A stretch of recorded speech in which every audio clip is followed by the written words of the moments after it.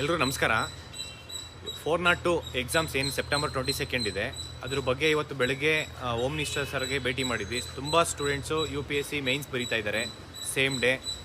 ಅಂದರೆ more than 100 students ಇದ್ದಾರೆ. ಬೆಳಗ್ಗೆ ಕೂಡ ಅವ್ರನ್ನ ಕರ್ಕೊಂಡೋಗಿ ಭೇಟಿ ಮಾಡಿಸ್ತೀವಿ. ಹೋಮ್ ಮಿನಿಸ್ಟರ್ ಸರು ನಮಗೆ ಒಂದು ಏನಪ್ಪ ಅಂತಂದರೆ ಸೆಪ್ಟೆಂಬರ್ 22 ಪೋಸ್ಟ್ಪೋನ್ ಮಾಡಿ ಅಂತ, ಅಟ್ಲೀಸ್ಟ್ ಒಂದು ವಾರ ಆದರೂ ಅವರಿಗೆ ಕಾಲಾವಕಾಶ ಕೊಡಿ ಅಂತ ಕೇಳಿದ್ವಿ. ಹೋಮ್ ಮಿನಿಸ್ಟರ್ ಸರ್ ಅವರಿಗೆ ಅಂದರೆ ಈ ಒಂದು KE ಇಂದ ನಡೆಸ್ತಾ ಇರೋ ಒಂದು ಎಕ್ಸಾಮ್ಸು ಅವರಿಗೆ ನೆಕ್ಸ್ಟ್ 6 ಮಂತು ನಮಗೆ ಡೇಟ್ಸ್ ಇಲ್ಲ ಅಂತ ಸುಮ್ಮನೆ ಹೇಳ್ತಾ ಇದ್ದಾರೆ. ಬಟ್ ಡೇಟ್ ಫಿಕ್ಸ್ ಮಾಡಿದಾರಲ್ಲ, ಅದು ಯಾರು ತಪ್ಪು? ನಿಮ್ಮದು KEದವ್ರ ತಪ್ಪು.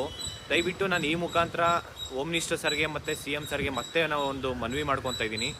ದಯವಿಟ್ಟು ಈ ಒಂದು more than 100 students UPSC mains exams ಬರೀತಾ ಇದ್ದಾರೆ. ಇದು KEದವ್ರು ಮಾಡಿರೋ ತಪ್ಪಿಗೆ ಒಂದು ಸರ್ಕಾರಕ್ಕೂ ಒಂದು ಕೆಟ್ಟ ಹೆಸರು ಬರುತ್ತೆ. ಯಾಕೆಂದರೆ ಆ ಒಂದು ಸಿದ್ದರಾಮಯ್ಯ ಸರೇ ಸೆಷನಲ್ಲಿ ಹೇಳಿದ್ದಾರೆ, ಒಂದು UPSC, SSC ಮತ್ತು IBPS ಎಕ್ಸಾಮ್ಸು NTA ಎಕ್ಸಾಮ್ಸ್ ನಡೆಸಬೇಕಾದ್ರೆ ಸ್ಟೇಟ್ ಗೌರ್ಮೆಂಟು ಯಾವುದೇ ರೀತಿ ಅಂದರೆ ಕ್ಲಾಶ್ ಆಗದೇ ಇರೋ ರೀತಿ ಎಕ್ಸಾಮ್ಸ್ ನಡೆಸ್ತೀನಿ ಅಂತ ಹೇಳಿದ್ದಾರೆ. ಲಾಸ್ಟ್ ಟೈಮ್ ನಾವು KS ಎಕ್ಸಾಮ್ಸ್ ಮಾಡಬೇಕಾದ್ರೂ IBPS ಎಕ್ಸಾಮ್ ನಡಿಬೇಕಾದ್ರೆ ಒಂದೇ ದಿನ ಇರಬೇಕಾದ್ರೆ ಅವರು 2 ಡೇಸ್ ಎಕ್ಸ್ಟೆಂಡ್ ಮಾಡಿದರು. ಆ ರೀತಿ ಇರಬೇಕಾದ್ರೆ ಇವರು 3 ಮಂತ್ಸ್ ಮುಂಚೆನೇ ಟೆಂಟೇಟಿವ್ ಡೇಟ್ ಬಿಟ್ಟಿದ್ದಾರೆ ಯಾರೋ KEದವರು. ಆ ಒಂದು ಎಕ್ಸಾಮ್ ಟೈಮ್ ಟೇಬಲ್ ನೋಡಿಕೊಂಡು ಒಂದು ಟೆಂಟೇಟಿವ್ ಟೈಮ್ ಬಿಟ್ಟಿದ್ದಾರೆ, ಎಲ್ಲರಿಗೂ ಅನುಕೂಲ ಆಗ್ತಾ ಇತ್ತು. ಅವ್ರನ್ನ ಹೋಗಿ ಕೇಳಿದ್ರೆ KEದವ್ರನ್ನ ನಮಗೆ ಗೊತ್ತಾಗಲಿಲ್ಲ, ಅದು ನಾನೇನಾದರೂ ಆ ಡೇ ಸೆಪ್ಟೆಂಬರ್ 22 ನಮಗೆ ಎಕ್ಸಾಮ್ಸ್ ಬರಲ್ಲ ಅಂತ ಅಂದ್ಕೊಂಡಿದ್ವಿ, ಅದು UPSC ಇದು ಮೇನ್ಸ್ ಬರೀತಾ ಇದ್ದಾರೆ, ಆದರೂ ನಾವು ಸ್ವಲ್ಪ ಜನ ಅಲ್ಲ 100 ಜನ 500 ಜನಕ್ಕೆ ನಾವು ಎಕ್ಸ್ಟೆಂಡ್ ಮಾಡಲ್ಲ ಅಂತ ಹೇಳ್ತಿದ್ದೀರಾ. ದಯವಿಟ್ಟು ಆ ಜಾಗದಲ್ಲಿ ನೀವೇ ಇದ್ದಿದ್ರೆ UPSC ಎಕ್ಸಾಮ್ಸು ಮತ್ತು PSA ಎಕ್ಸಾಮ್ಸ್ ಬರೀತಾ ಇದ್ದಿದ್ರೆ ನಿಮಗೆ ಅಷ್ಟು ಅನ್ಯಾಯ ಆಗ್ತಾ ಇರಲಿಲ್ವಾ?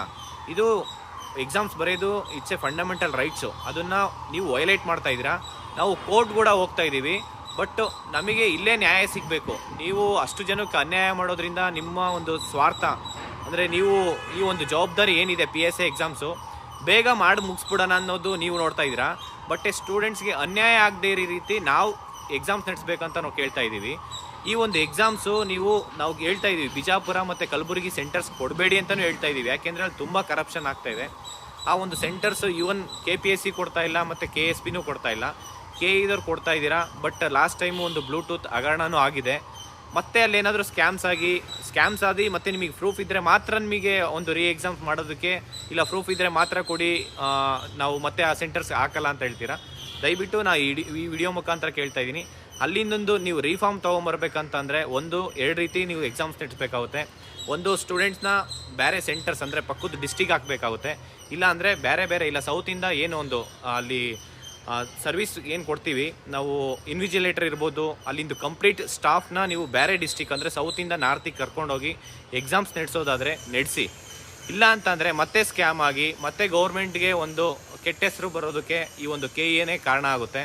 ದಯವಿಟ್ಟು ಈ ಕೂಡಲೇ ಈ ವಿಡಿಯೋ ಮುಖಾಂತರ ನಾನು ತಮಗೂ ಮನವಿ ಮಾಡ್ಕೊತಾ ಇದ್ದೀನಿ. ಆ ಒಂದು ಏನು ಒಂದು ಆಲ್ ಟಿಕೆಟ್ ಬಿಡಬೇಕು ಅಂದ್ಕೊಂಡಿದ್ರೆ, ಎಕ್ಸಾಮ್ ನಡೆಸ್ಬೇಕು ಅಂದ್ಕೊಂಡಿದ್ದೀರಾ, ದಯವಿಟ್ಟು ಅದು ಈ ಕೂಡಲೇ ಅಟ್ಲೀಸ್ಟ್ UPSC ಕ್ಯಾಂಡಿಡೇಟ್ಸ್ಗೆ ಅನ್ಯಾಯ ಆಗದೇ ಇರೋ ರೀತಿ 1 ವಾರ ಆದರೂ ಅಟ್ಲೀಸ್ಟು ನೀವು ಎಕ್ಸಾಮ್ಸ್ ಮುಂದೆ ಹಾಕಬೇಕಾಗುತ್ತೆ. ಸಂಡೇ ನಡೆಸ್ಬೇಕಂತಂದರೆ ನಿಮಗೆ ಸಂಡೇ ಬೇಜಾನ್ ಆಪ್ಷನ್ಸ್ ಇದೆ, ಆದರೆ ಬರೀ ನೆಕ್ಸ್ಟ್ 6 ಮಂತು ಡೇಟ್ ಇಲ್ಲ ಅಂತ ಸುಮ್ಮನೆ ಜಸ್ಟ್ ರೀಸನ್ ಹೇಳ್ತಾ ಇದ್ದೀರ ಅಷ್ಟೇ. ಬಟ್ ಆ ರೀಸನ್ನು ಯಾವ ಸ್ಟೂಡೆಂಟ್ಸ್ಗೂ ಅನ್ಯಾಯ ಆಗದೇ ಇರೋ ರೀತಿ ನೀವು ಎಕ್ಸಾಮ್ಸ್ ನಡೆಸಬೇಕು. ದಯವಿಟ್ಟು ಮತ್ತೆ ಕೇಳ್ಕೊತಾ ಇದ್ದೀನಿ, ಈ ಒಂದು ಡೇಟ್ನ ಎಕ್ಸ್ಟೆಂಡ್ ಮಾಡಿ ಅಂತ ಕೇಳ್ತೀನಿ. Thank you so much. ನಮಸ್ಕಾರ.